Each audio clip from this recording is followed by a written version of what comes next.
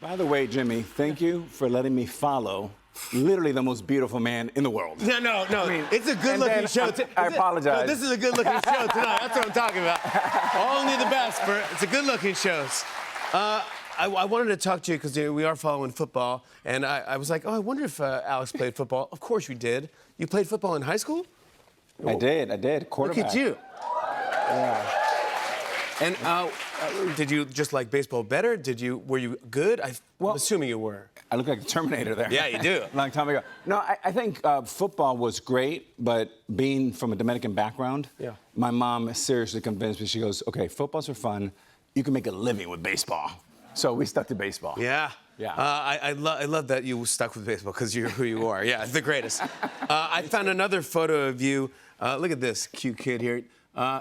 Do you mind telling everybody what that kid's name is? That kid's name is Patrick Mahomes Jr. Yeah. That's Patrick Mahomes. Yes, Patrick Mahomes right there. And how did you know Patrick? Patrick Mahomes Sr., who used to play for the Mets, but he also played in Texas. He was my teammate. Very lovable guy. Everyone loved him. Great arm. He had a son. The son was about 10 years old. And every day, he would be shagging and in the batting cage. And he had these beautiful blue eyes. I mean, just such a respectful kid. And he just jumped off the page. And every day he would ask me, 30 days in a row, can you give me one piece of advice? And I was always... Patrick would? Yeah, Patrick. He was 10 years old. He's like, because remember, he was a baseball star and a football star. Wow. So I said, all right, Patrick, the last day I said, I'm going to give you some good advice here. Now listen up. And his eyes got really wide. And I said, lowered my voice, and I said, all right, I know you like baseball, and I know you like football, but trust me when I say this, baseball's where the money is. I said, football's just for fun, but you're gonna make your money in baseball, like your dad and I. And I'm glad you didn't take my advice. You told Patrick Mahomes not to play football. Not to play football. That's the greatest. Look at him now. He's the most winning quarterback in football. Great advice. Great advice. He kids me about it all the time. That's perfect. Oh, he remembers it? I love that. You're one of the best analysts on TV. You're on MLB on Fox, and the World Series is tied 1-1. It's an exciting series. You know, baseball's back. Baseball, Jimmy, is so exciting. But tell me, like, the ratings are crazy. Well, the commissioner, Rob Manfred, has done some incredible things, right? He's changed the game. He's made the bases bigger. You know, no longer 3-4 hour games. You have 2.5 hour games. But I will say, this will be the most watched World Series in the history of the sport. Really? Because you have Canada, you have the U.S., and you have Japan. So it's going to be it's really, really exciting. And obviously, our guy Shohei is just off the charts. I don't understand. Can you describe Ohtani to me? What he does everything. He's an alien. He's from outer space. I sit there with Jeter. Pitches. Go ahead, What, he hits home runs? Who does this? What pitcher hits home runs? He's the tallest guy on the team. I mean, he's 6'4". I'm sure there's taller. But he's the fastest guy on the team. He hits balls 500 feet, and he throws 100 miles an hour. I mean, the only comp is really Babe Ruth, and you and I weren't around for that. No. But, look, the greatest baseball player I've ever seen with my eyes, head and shoulders, is Barry Bonds, by far. Yeah. And then the best pitcher is Roger Clemens, by far. Really? And Shohei is both. Wow. He's a unicorn. He's one of one. He's a unicorn. He really is. He's one of one. Yeah. Do you sit there with Jeter and be like, who is this guy? I saw him a couple of days ago, and I touched him, and I go, oh, he's real. That's so fun. You did something earlier this year that blew people away. I just wanted to. You were invited to take a half-court shot at a college basketball game, and for this kid, and this happened. Watch this.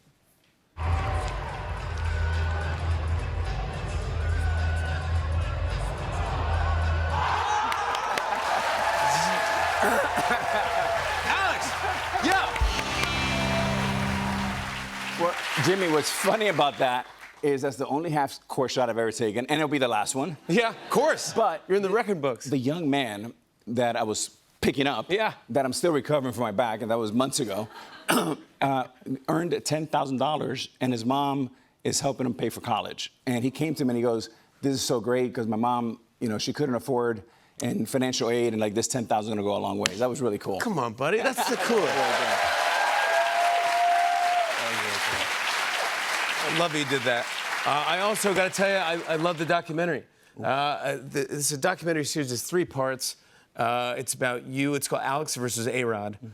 which I now understand it because you're two different people.